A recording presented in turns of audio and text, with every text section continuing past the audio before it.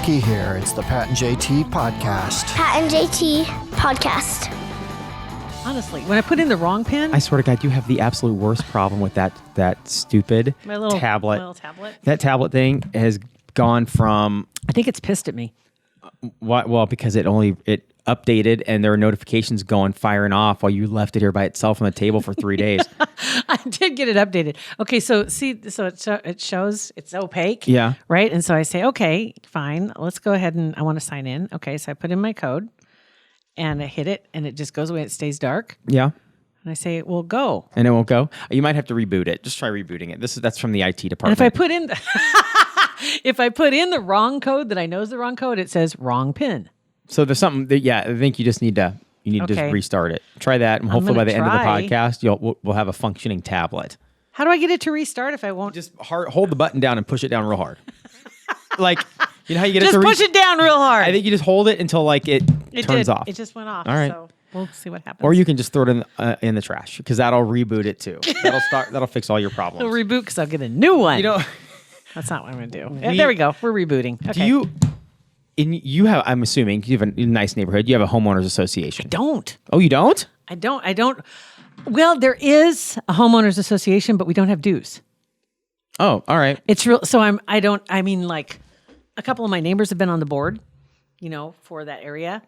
So there is a homeowners association.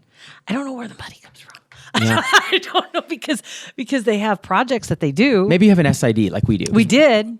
Are we still in SID? We're not in SID anymore. We were in SID. Like that area, it's over by Boys Town is where it's at.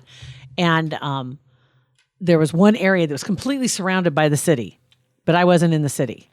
Yeah. So I was in the SID. I think we've finally been swallowed up by the city, like the last year or two. Maybe they're covered. So maybe you'll get a note that you need to start paying. Who knows? Or maybe it'll just dissolve. Hopefully, I get what they do. I like the fact that there are uniformity in neighborhoods. There are people kind of looking over to make sure somebody trashy doesn't move in. Have a boat in the yard. But it's a special. What, in your opinion, what kind of person would be a president of the homeowners association and leave notes on doors? Flanders. 100 Ned Flanders, but yes, Ned Flanders for sure. Ned Flanders. Oakley, neighbor. Yeah. I picture Ned Flanders, but a douche. So I can see different characters being in that role. Obviously, yours isn't Oakley Dokley. No, I think I've met him once. I think when we moved in, like literally moving stuff in, he came over and had us sign something. I don't even know what it was. It was like a list of whatever. Things you can't do. Right. And so we just got a letter sent from a P.O. box, of course. Saying that we are in violation of our homeowners association covenants because we were leaving one of our trash cans just in front of the garage, sitting in front of the garage. And, oh yeah. And we knew that was in there, but every house, there are a couple that don't, but every house has their trash can in front, like right in front of their house, in front. Seriously, yes. I do not. I do drag mine into the garage. We would, but there's no room. So, and that's what we thought we would. Right. But there's just no room. Too. So we just left it. We left it out there and got a letter, not like a warning, like, "Hey, heads up, neighborly hoes, whatever, what." It was you have 14 days to rectify this before blah blah blah. And do you have room like on the side of the house? The way the landscaping is, we would have to drag it all the way to the backyard. And that's not that hard. You take out front once a week, so it's not that hard. When the winter hits, it's going to be tough. It's just kind of a pain. That'll stink. So we'll eventually make room for it in the garage. But it was just like, you don't have... I picture this person just driving around looking for violations and just firing off notes and not even... No name to it, no anything. Just, you're in violation, and it's a form, and they just write in the dates. That'd be a hard job in the sense that that's what you're tasked with. You are to police the rules, right? You're to enforce the rules. They're not a first responder, are they? But you have the responsibility of making sure things are enforced as best as you can. I mean, obviously they don't have the rule of, that to a little bit, they do kind of have the rule of law behind them to a bit because you agreed. But that being said, you would have to be on 24/7 as that person because you can't fire off one about your trash can and then you don't fire off one about the guy that's been on street parking in my circle for the last month. And there are people literally, I'm not even exaggerating, the street that touches our yard, it's a parking lot. Like it's a used car lot. They have a Yukon, they have a motorcycle, they have constantly. Right. And so and yours is it's a dead end, right? Isn't it? Yep. Yeah, where's that end? And the cars that are parked aren't in the dead end. They don't affect you because they're beyond your house.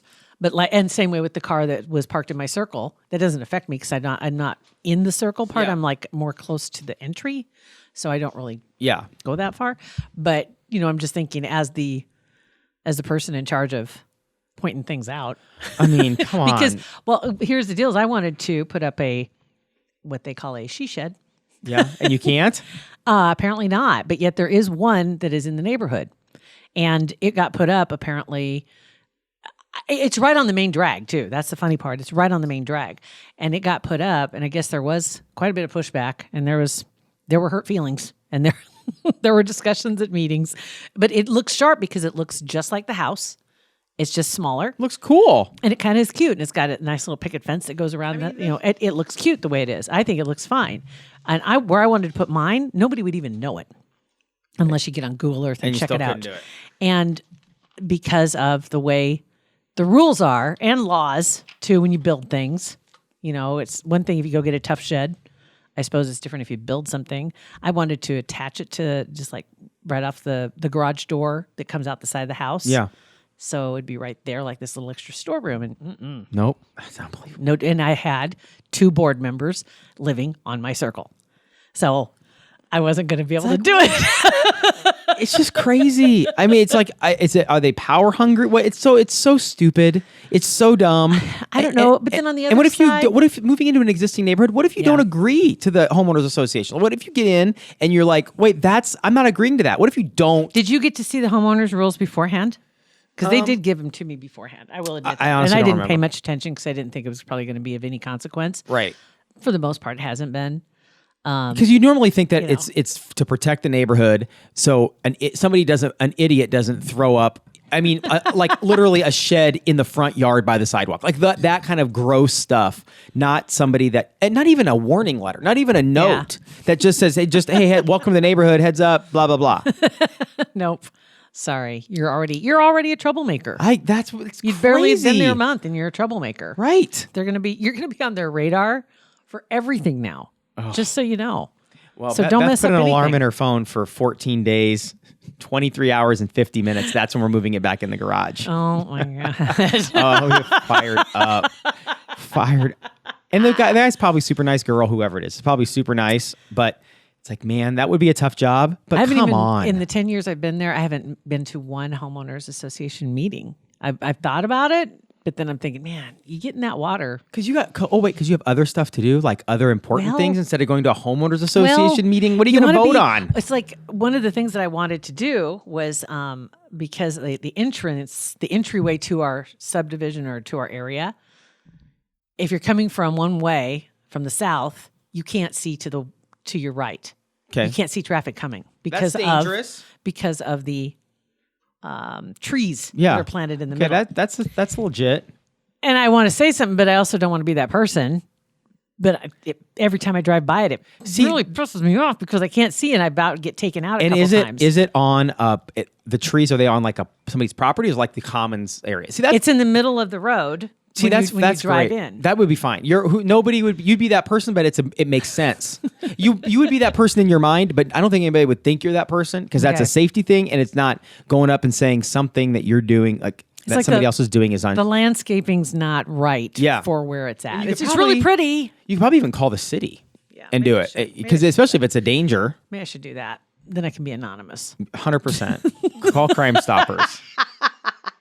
Right? Where's my reward? Right, for calling in this tree. God, it's just oh my God. That kind of Absolutely. stuff fires me up. I know it does though. It does when somebody doesn't just come to the door and knock and say, hey guys, just so you know, according to the covenant, just heads you up. need to have that and they'll probably write you up. And even though he's the one that does the writing up, he could have come up and just said, they'll probably write you up if you don't do something. And right. And he could have even said, I know that guy's a jerk, but just do it. instead of firing off the letter from a P.O. box. It is. It's you can win more with a little honey.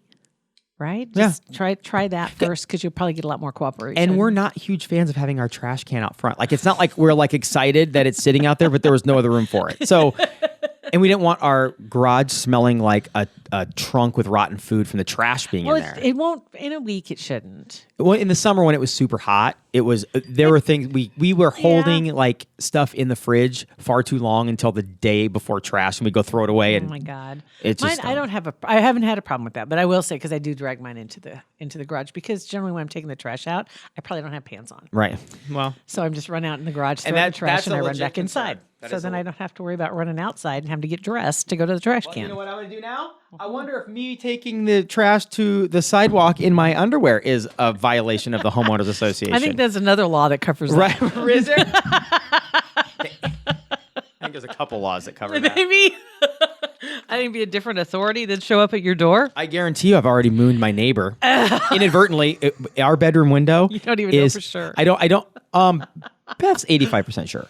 Because we're sitting there and I'm, whatever, not caring. I get out of the shower. I'm drying off in front of the window. This is like 3 or 4 times. And I go and I have my underwear and I bend down. It's right. And she goes, Pat, for the love of God, move away from the window. I turn around and her adult son is mowing back and forth, not looking in the window, but facing. Is right there? It's the bedroom window. So like I walk out of the bathroom, there's a window right there.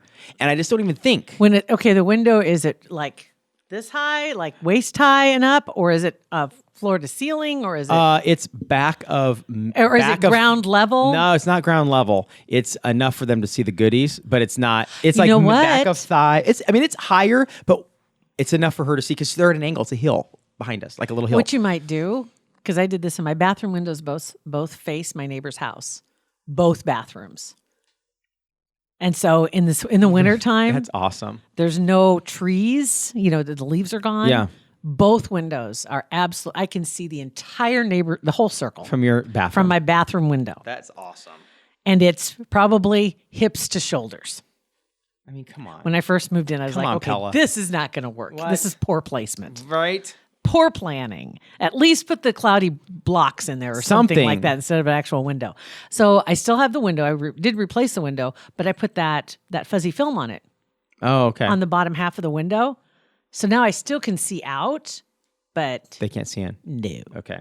Just saying, you might just throw that because it just sticks to the glass. And it's not permanent. I think it's a bunch of BS because Beth assumes I'll be an adult and just not do it anymore. I mean, I think that's why you should put the stuff up on the window. Putting way too much pressure on me. That's why you need to. And because I don't care. Like if you're gonna look in and you want to see what I got going on, it's your fault. We've talked about things you see in people's windows when you're driving around. Yeah. I think it was a few years back when the first time. Well, I had recently moved to that neighborhood, and there's a house in the next neighborhood over, and there's a what is it called? A carousel horse. Yeah. In the window. It's just so random. Yeah, I remember you telling It's like the merry-go-round that has the ponies that you go sit on the pony and it goes up and down. Da, da, da, da, da. And there's one of those in there. It's still there. It's in their front bay window. Pole and everything. That's so. I think I've seen that. That sounds. Maybe I'm just remembering from your story, but that Maybe. sounds familiar. It Yeah, could be. people even just glancing in their windows when you're on a walk. Some of the way that people decorate their houses just doesn't make sense sometimes. Like, But- what, you thought that looked good there? And you look inside, but then again, like you said, you're gonna look in my house. Right. That's on you Right. because what's inside the windows is mine.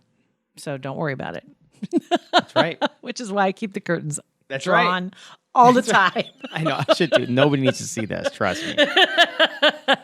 Speaking of seeing this, did you see the polka dot pony that was born?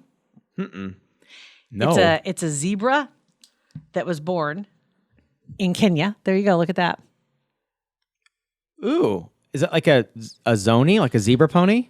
No, it's a polka dot zebra. And the first Wow, recorded that's case cool. they said that they saw newborn zebra that was born in the National Reserve in Kenya, and a lot of people are going, "Oh, that's kind of cool." I'm not sure if it'll stay that way.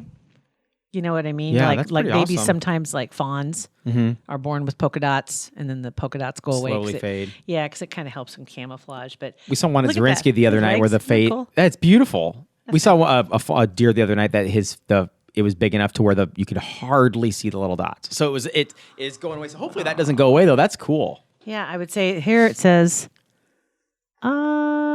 It's because of the increased buildup of dark pigmentation, the melanin in the skin. So it might stay that way. That's awesome. Polka dot zebra. Kind of cute. Okay, a couple comments from the Facebook page real quick. One of them, Krista wrote in, talking about when we were talking about small town newspapers, small town, funeral announcements and who went to dinner with who and all that good stuff. She said small town radio stations still do funeral announcements. And that's the small town radio station that I was working at many years ago. We had to do the death report every day. I love it. They still do that. I actually called it the CAC report. The CAC? Wow. That was there before I got there. Okay. But according to Krista, she says her grandma doesn't miss them. Recently, there was someone who died that had a very similar name to my grandma. That caused quite a little confusion. Same name. Yeah. And then a lot of places watching obituaries for business, the florists, the caterers. And so when you don't do the reports, they're like, what happened? This is like my tip sheet. She said that when her dad died, her mom received a letter, and it was from a headstone company from another town, and even had a picture of a mock headstone. Oh my gosh! And she said we actually went with it because it was perfect, but they must have gone through the obits, and then said, well, let's see if we can't find this lady's address and send it over, and they did, and it worked. Marketing worked. It works. I mean, if those things aren't cheap, just one. You get 1 or 2 a year. It pays for the marketing. There you go. And then Craig said, listening to the podcast where you're talking about the baby eyes, which is the body cam for babies. Oh, right. And that was weird. It's creepy to a degree. It says, all I can think of is Netflix's show. It's called Black Mirror. And they had an episode called The Entire History of You. And if you haven't seen it, the premise of that episode is based on everyone having an implant that records everything you see and hear. Ooh, I would like that. I would not. There are some things you're supposed to forget. True. That is true. I'm just going to say, you're right? I mean, you think about it, there are also some terrible things that happen. Granted, there's some great things that you might not have quite the clarity that you wish you did on, but then some of the more terrible things. What can't you delete? You could if you had the implant, you could, but the baby eyes thing. But I get it. Yeah, that's why memories work the way they do, though. Yeah. They protect us. Yeah, that's true. Frustrating as they may be sometimes. Yes. They do. Because I would love to go out and reference if somebody said I didn't do something or I didn't, like, listen, let's go back to the file. And you bring it up and you project it out of your mouth, and it goes on the wall. Like, see, there it is. What? Hold on, see, I did it. That's such a Homer reference. It is. Well, how would you project it?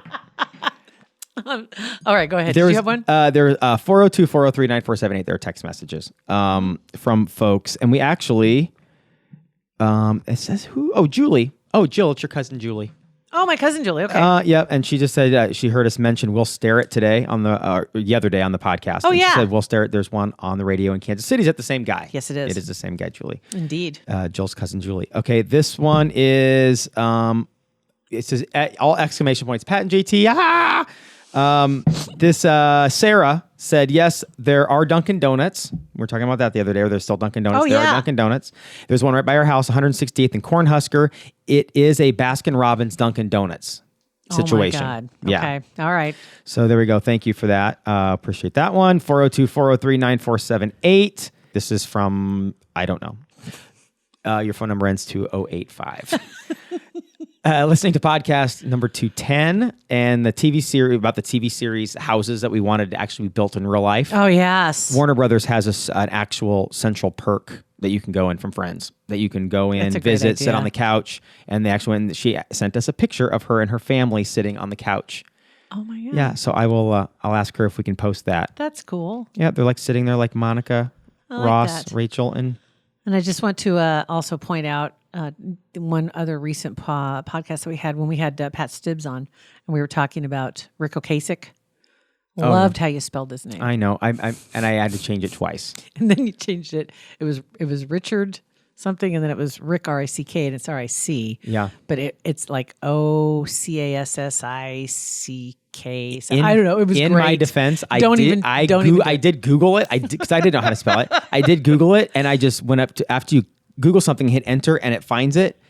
You then like on the top. I thought I clicked on Wikipedia, but I didn't. I just grabbed one of the things on there, so it was from the internet. To be honest, just flat out spelling it, I probably would have spelled the last name wrong. was it OC? I don't know. ASEK. I Something probably like that. would have, but I would rely on I was going to the Google. Google would get it, but that was funny because a lot of people.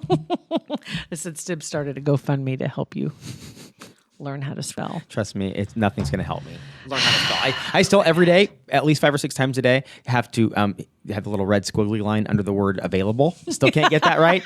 I just can't. I can't in my head. I can't do Michael. Michael.